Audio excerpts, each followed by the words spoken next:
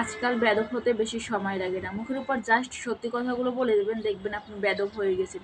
সেটা হোক স্বামী স্ত্রীর সম্পর্ক বা পৃথিবীর অন্য কোনো সম্পর্ক, আপনি যেটাই বলুন না কেন।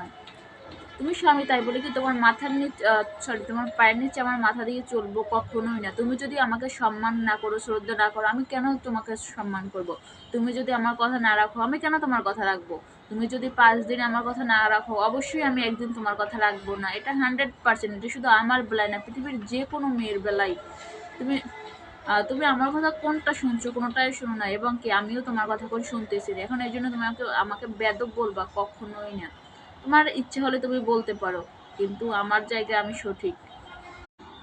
একসময় তোমার টাকা পয়সা কিচ্ছুই ছিল না, তখন আমি তোমার পাশে ছিলাম, কিন্তু এখন তোমার টাকা পয়সার অভাব নেই। কিন্তু এখন তুমি আমাকে ইগনোর করতেছো। তুমি চাচ্ছ যেভাবে মানে আমি তোমাকে ছেড়ে যাই আর কি, সহজে।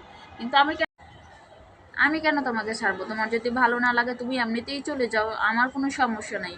কারণ টাকা পয়সা তো ওই যে কুকুরেরও আছে বলতে গেলে। টাকা পয়সা কার না আছে, কিন্তু মন কয়জনার আছে।